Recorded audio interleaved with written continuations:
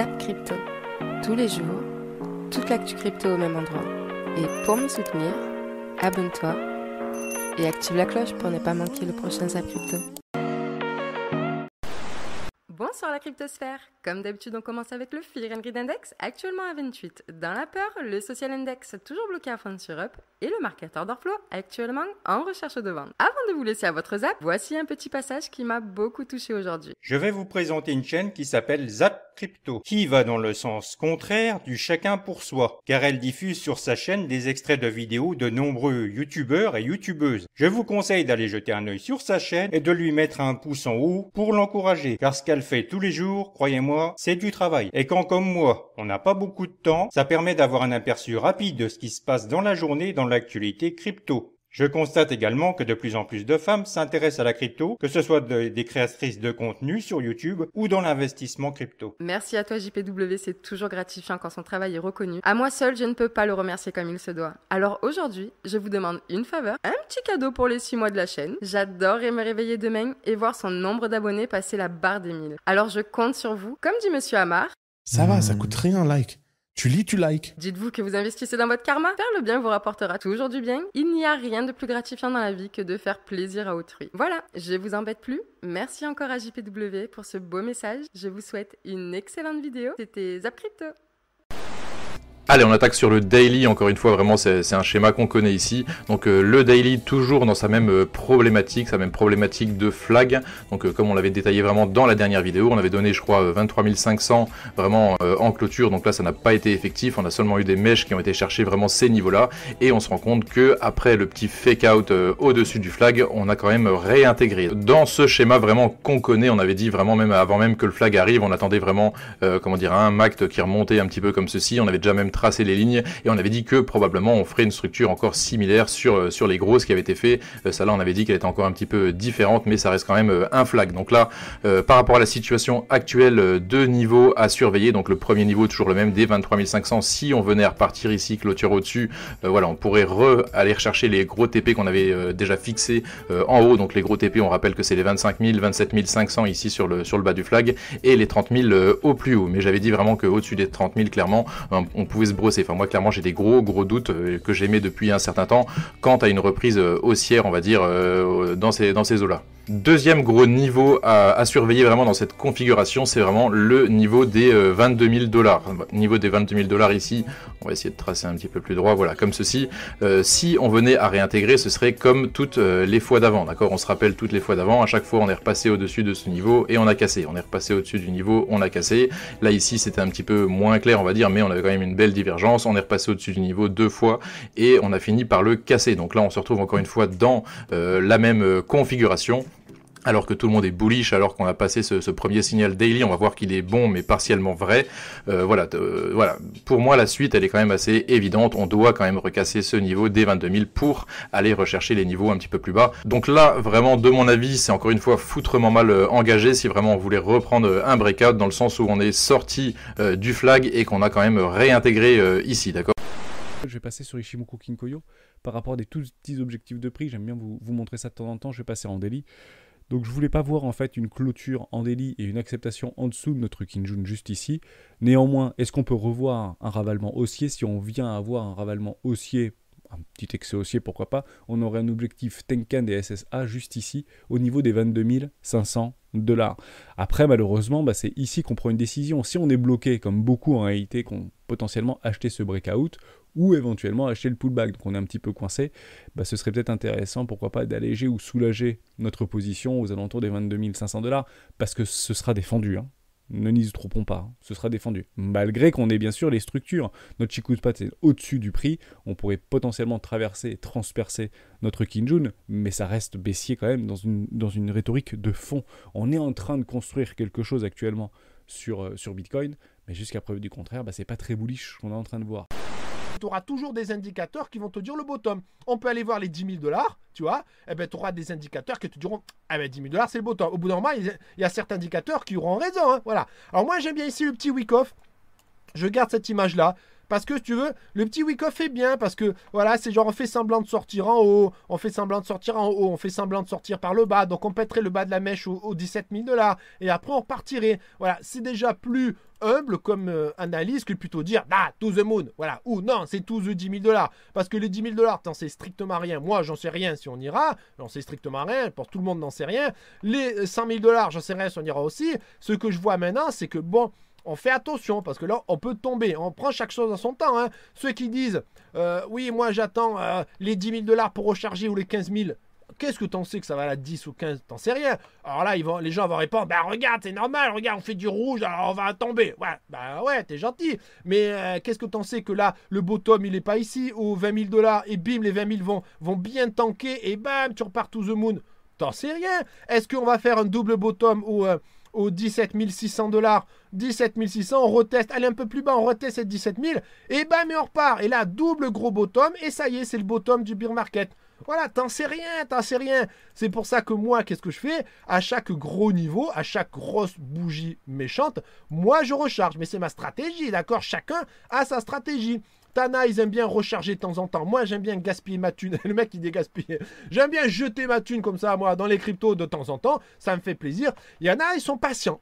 Il y en a, ils sont très patients. Ils préfèrent vraiment attendre un gros bottom. Mais c'est compliqué. Le bottom, c'est quoi? C'est là le bottom, c'est qu'on chargeait à fond, là, ici. Si jamais on tombe aux 10 000, ils vont pleurer. Donc, tu sais pas. Donc, c'est pour ça que le DCA, de mettre un petit peu tout le temps, c'est pas trop mal comme stratégie. En tout cas, moi, je fais ça. Bref. Assez intéressant de voir aussi que pour le Net Unrealized Profit and Loss, donc le NUPL, qui était clairement en zone de capitulation, il est revenu en zone d'espérance, hein, plus ou moins, de fear ou de peur, ça dépend du cycle dans lequel on est. Là, ça serait plutôt une zone de peur, mais concrètement, il est en train de re-rentrer et il va re-rentrer dans la zone de capitulation. Le NUPL, c'est si jamais tout le monde vendait ses bitcoins en même temps, quel pourcentage en fait serait en profit ou en perte. Et on voit que là, on se situe donc sous les, il y aurait donc 1%. Donc là, il y a autour de 10% qui sont en perte, vous voyez. Et là, on était revenu à 10% qui étaient en profit, mais bon, clairement, quand le prix rebaisse. Historiquement, ouais, on atteint les niveaux de bottom de marché, on est même allé plus loin cette fois-ci. Et c'est pour ça qu'il y en a certains qui pensent que le bottom a déjà été atteint pour les cryptos, enfin pour le Bitcoin et les Ethers. Ça reste à démontrer, comme je l'explique hein, dans l'analyse de marché que vous pouvez retrouver sous cette vidéo. Hot money versus hodl, c'est-à-dire les investisseurs qui ont acquis des cryptos durant les 3 derniers mois, donc moins de 3 mois pour acquérir qu'ils détiennent des cryptos, et les autres. Hein, et donc ici, vous voyez le hot money versus l'évolution. Et on voit ici, donc en 2021, que c'était quand même à des niveaux très, très, très importants. On voit ici également en 2018, d'accord? Et à chaque fois qu'on a un sommet de marché, est-ce que vous commencez à comprendre le truc? Les novices rentrent massivement sur les marchés. C'est-à-dire que la hot money, c'est-à-dire les gens qui démarrent ou qui voient tout le monde gagner de l'argent et qui se disent je ne dois pas rater ce mouvement, rentrent massivement sur les marchés. Et à chaque fois, on a des sommets. Et là, on voit que le hot money est à des niveaux très faibles. Alors, c'est intéressant. Pourquoi? Parce qu'à chaque fois qu'on est à ces niveaux très faibles, ça veut dire qu'on a des investisseurs plus stables, plus mûrs, etc., qui accumulent. Deuxièmement, ça veut dire que ces gens-là, et souvent, on a de nouveaux investisseurs qui rentrent, mais à des niveaux beaucoup plus intéressants. Donc, ils ne sont pas stressés. Celui qui a acheté à 67 000, aujourd'hui, ça vaut 21 000. Clairement, il est en position de stress aujourd'hui. Clairement, il se dit, mince, j'ai perdu 3 fois mon investissement. Mon investissement, a été divisé par 3. Je perds beaucoup d'argent. Qu'est-ce que je dois faire? Il ne peut rien faire. Mais ici, c'est très, très intéressant parce que on voit que beaucoup de gens aujourd'hui sont en train de sortir de ce marché. Surtout beaucoup de débutants sortent de ce marché. Ça explique la perte de 35 milliards de dollars que je vous ai montré juste avant. Vous voyez le truc? Et vous voyez que, en fait, on a eu des pertes énormes et que beaucoup de novices ont perdu énormément d'argent sur ce marché des cryptos. Ça, c'est très important de le comprendre. Et ici, il y a ce graphe qui est extrêmement intéressant sur finalement la détention des cryptos par les personnes qui sont finalement des vieux investisseurs. C'est-à-dire qui détiennent des cryptos depuis plus de 3 mois. Et on a ce seuil de 80%, c'est-à-dire que 80% de la monnaie ou de la richesse en Bitcoin, en crypto, est détenue pour une période supérieure à 3 mois. Ça veut dire qu'en fait, c'est des investisseurs mûrs.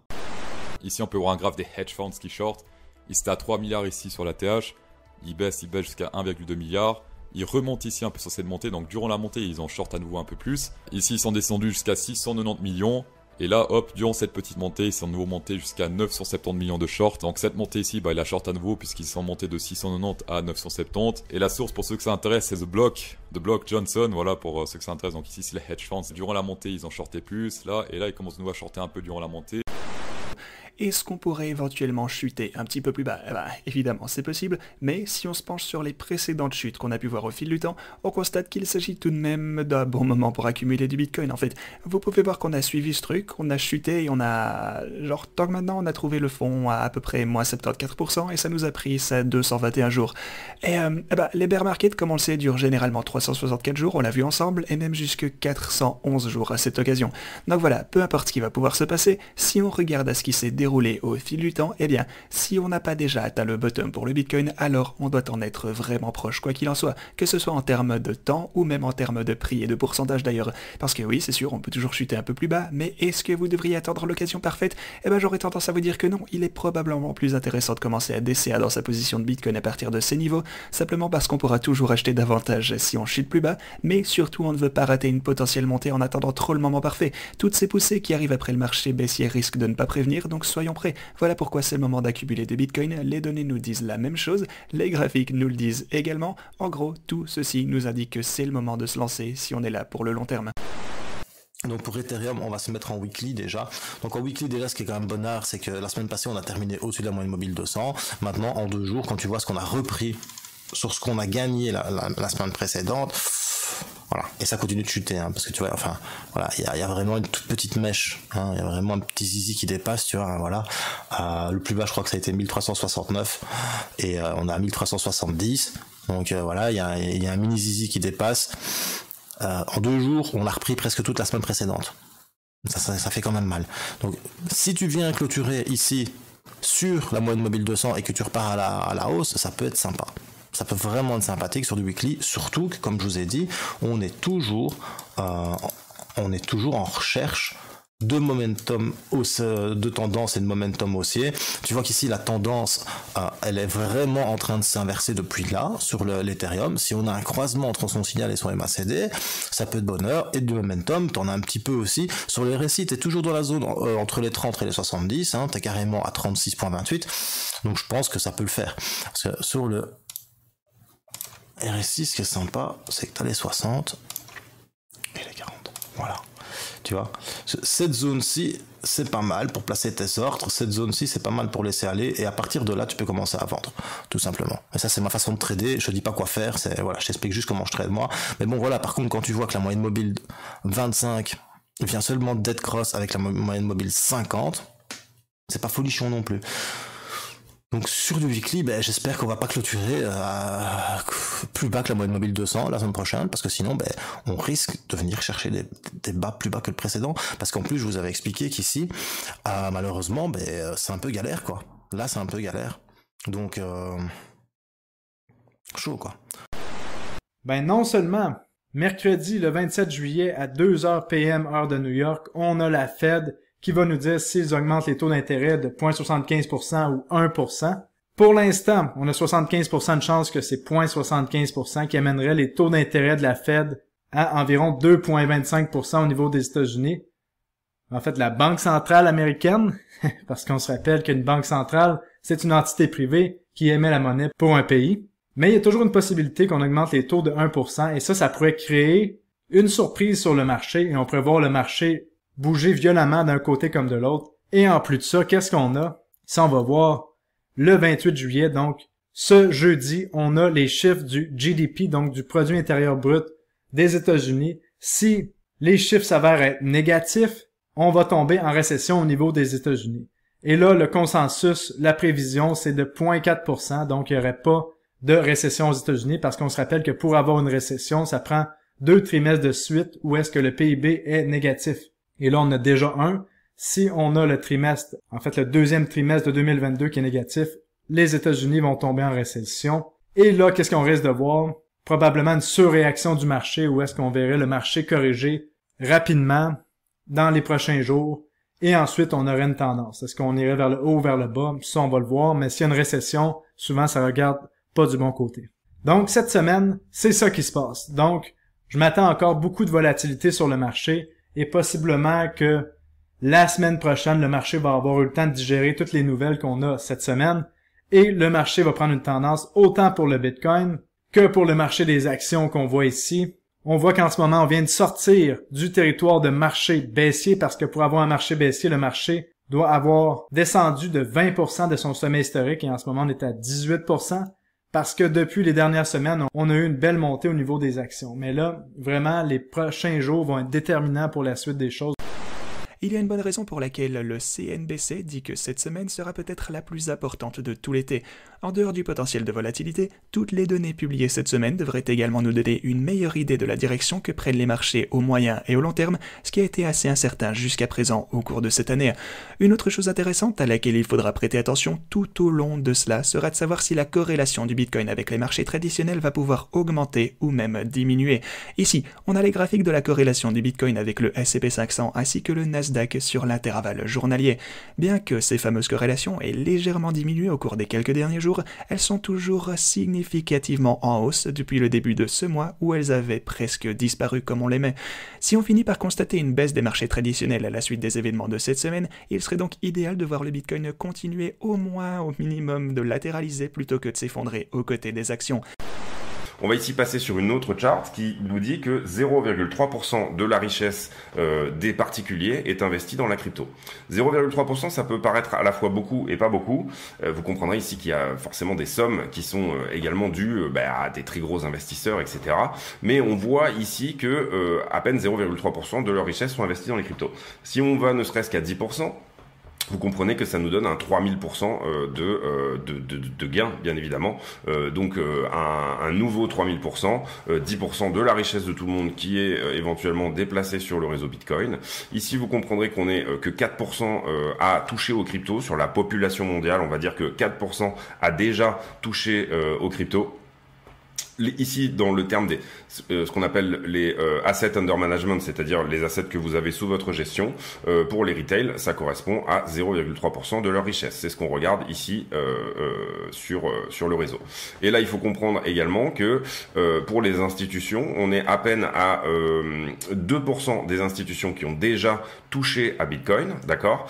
Et on est pour les institutions sous la valeur des 0,1% comme des cryptos sous les assets sous management. Donc il faut bien comprendre là qu'on est au tout début de quelque chose, même si ça peut paraître des chiffres assez importants. Et vous voyez que ici les sources c'est crypto.com, Bridgewater, donc le fonds de Redalio, voilà, c'est Statista, c'est que des choses qui sont vraiment quand même relativement qui ont pignon sur rue, voilà, en termes de crypto. On n'est pas sur du je t'envoie du boule pour t'envoyer du boule. Alors aujourd'hui, la capitalisation de l'or est de 11,735 trilliards et le market cap de Bitcoin au jour de cette vidéo est de 539 milliards. Et donc si un jour Bitcoin venait à arriver au market cap de l'or, et ben on fait le calcul de très simple de 11 735 divisé par 539 et on arrive à 21,77. Donc fois 22. Et si on prend un prix moyen, alors en ce moment ça fluctue énormément, mais on prend un prix du Bitcoin à 30 000 $, tout dépend au moment où tu regarderas cette vidéo. Et le jour où tu regardes cette vidéo, le prix aura forcément changé.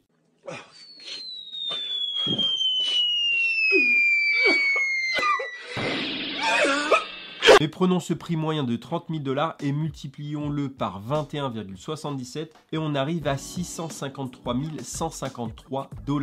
Donc près de 1,5 million. Et quand on sait que le Bitcoin depuis les 10 dernières années et exactement les 12 dernières années depuis sa création a fait des coefficients multiplicateurs de 3000, et ben on se dit 1 x 22 c'est largement possible. Et là on arriverait simplement au market cap de l'or. Et donc un Bitcoin à 653 000, c'est-à-dire à la même valorisation que l'or physique, c'est amplement possible. Et donc un x2, c'est-à-dire un Bitcoin à 1 million de $ est fortement possible. Alors certes, forcément, ça se fera pas demain, ça se fera avec l'adoption. On parlait des 113%. Internet, c'était à peu près 65% d'adoption. Ici, on est sur le double de Bitcoin. Et donc chaque année, de plus en plus de personnes investissent dans Bitcoin ou dans la crypto-monnaie, qui est un marché et un écosystème encore assez jeune. Et ça se trouve, on est seulement encore à la genèse. Alors oui, forcément, on aura des cycles à la hausse, des cycles à la baisse, des périodes de peur, des périodes d'incertitude et des périodes également d'euphorie qui feront en sorte que le prix va fluctuer, mais les 1 million de $ sont fortement possibles.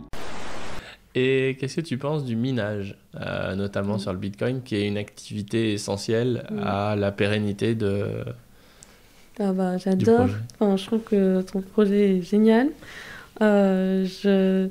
Moi, j'ai très très envie d'en faire. Enfin, aussi, maintenant que j'habite à la montagne, dès que je vois un ruisseau, je pense tout de suite minage de Bitcoin. Donc ouais, non, moi j'adore. En plus, à titre personnel, j'ai envie de contribuer au réseau.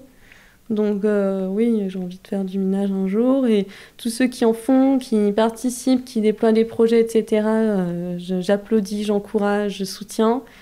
Et puis par ailleurs, moi je trouve que c'est le minage, ça permet le développement des énergies renouvelables. Et donc je trouve aussi que c'est des très beaux projets parce qu'en fait on arrive à viabiliser des installations d'énergie renouvelable. Et ça touche aussi à mes valeurs personnelles. Donc moi j'espère un jour participer activement dans des projets de minage. En fait, ce qui est très amusant avec le minage, c'est que ça va à contre-courant d'une idée reçue. Aujourd'hui, tout le monde dit qu'il faut être sobre en énergie, il ne faut pas consommer, il ne faut pas sortir, faut pas bouger en fait. Parce que quand on arrête de consommer de l'énergie, on ne bouge plus. Et quand on bouge vraiment plus, c'est qu'on est mort. Donc je veux dire, l'autre façon de voir les choses, à l'échelle de Bitcoin, puis à l'échelle mondiale c'est autre chose, mais à l'échelle de Bitcoin, c'est que consommer de l'énergie, c'est productif. Parce qu'on va mettre en route un barrage qui tourne à 20% de ses capacités, parce qu'il n'y a pas le réseau derrière. Donc on va le faire tourner à 30, 40, 50, 60% en plus. Donc on va brûler de l'énergie qui n'était pas là avant. C'est de l'énergie hydraulique, mais on en consomme plus.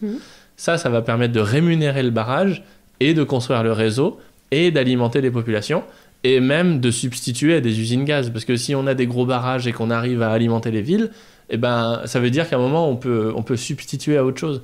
Donc en fait, ce qui est marrant dans le mining de Bitcoin, et ça nous éclate beaucoup avec les copains de CleanSat Mining, c'est qu'en fait, on a un outil pour développer la consommation d'énergie. Et quand on dit je fais pas cette transaction sur Bitcoin parce que ça consomme de l'énergie, c'est pas beau, quelque part, on aura réussi notre mission, entre guillemets, quand on se dira j'ai fait une transaction, j'en ai fait une en plus parce que je contribue. Et en fait, je participe à la consommation d'énergie dans le monde. Et là, on inverse la dynamique parce que dans l'histoire, un monde en croissance économique, bien-être, c'est un monde en croissance consommation énergétique. Donc c'est assez, je trouve ça rigolo. Il faudra qu'on travaille sur une tagline, un slogan en disant consommer plus pour vivre plus, quoi.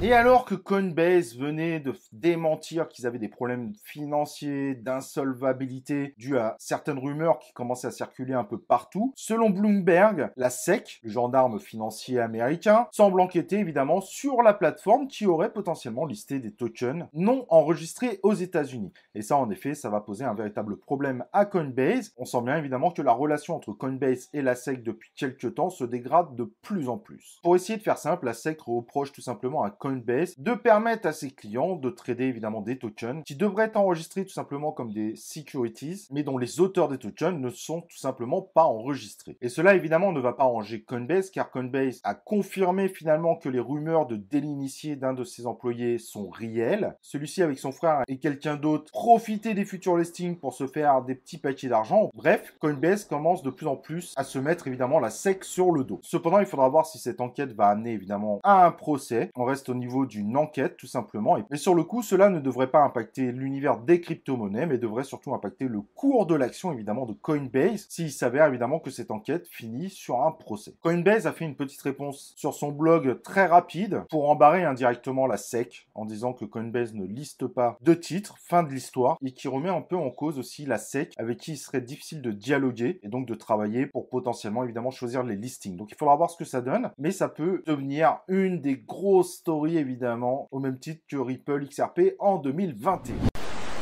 Le projet a vendu 5,25% des jetons au moment de la publication de cet article. Cela signifie que le projet a permis d'amasser un peu plus de 1 million de dollars au cours des premières 24 heures de la vente publique. Je trouve franchement que c'est un succès. Bon, bien sûr, il faut pas crier victoire trop vite, mais franchement, ça démarre quand même sur les chapeaux de roue. Le projet prévoit de lever plus de 1 milliard de dollars à la vente de jetons qui durera 1 an. Donc vous avez le temps, ne vous précipitez pas. Il est probable que ça soit listé peut-être un jour sur Binance, hein. C'est très probable, mais sauf qu'à ce moment-là, ça sera plus le même prix. Donc profitez-en.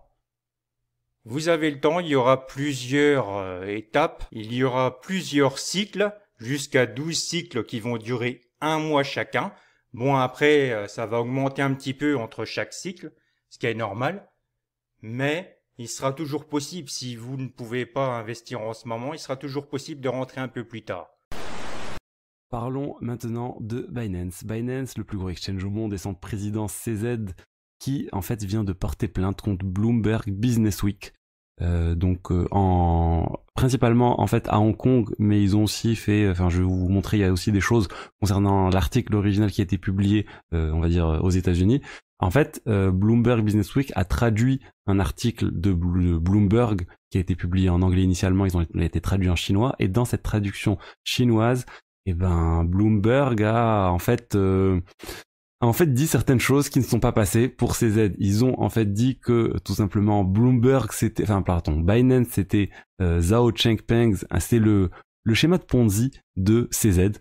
Ils ont dit que c'était un schéma de Ponzi, ils l'ont repris à plusieurs fois dans l'article, sur Twitter aussi, alors que c'est quelque chose qui n'apparaît pas dans l'article original, donc c'est vraiment quelque chose qui a été rajouté lors de la traduction pour l'effet d'annonce et pour attirer davantage de personnes sur cet article, mais c'est quand même embêtant qu'ils aient écrit quelque chose qui est complètement faux. C'est pas un schéma, c'est pas un Ponzi, Binance, c'est pas du tout ça. Voilà, on va voir maintenant jusqu'où ça va aller. Binance a dit attention, c'était CZ qui portait plainte, pas Binance. Donc on va dire c'est la personne de CZ qui porte plainte sur le sujet, mais CZ et Binance sont étroitement liés.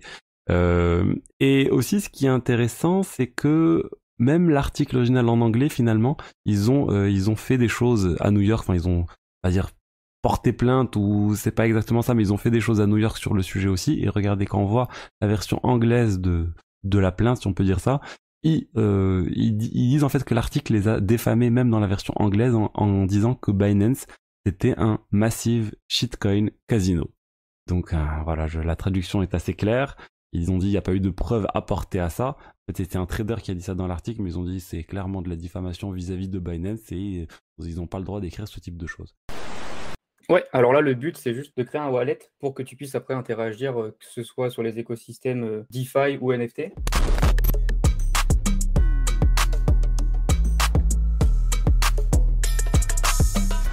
Bonjour à tous.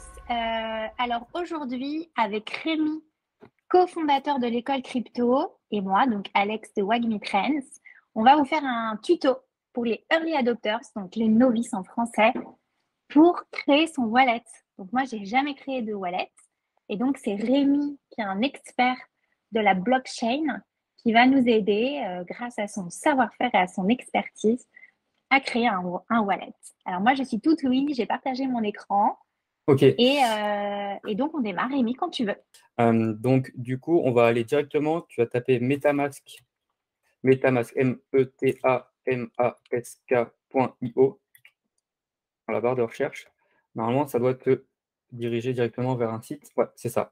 Parfait. Donc ça, c'est vraiment le site. Il faut bien vérifier que c'est bien metamask.io, etc. Parce qu'il y a pas mal. Si vous tapez juste MetaMask dans la barre de recherche, ça va vous mettre des scams en premier, ça va vous mettre des annonces, etc. Et ça ne sera pas le bon MetaMask. Il y a plein de personnes qui se font avoir comme ça, ou même sur la partie extension Google, parce que c'est une extension Chrome, il y a différents MetaMask et parfois les personnes téléchargent la mauvaise.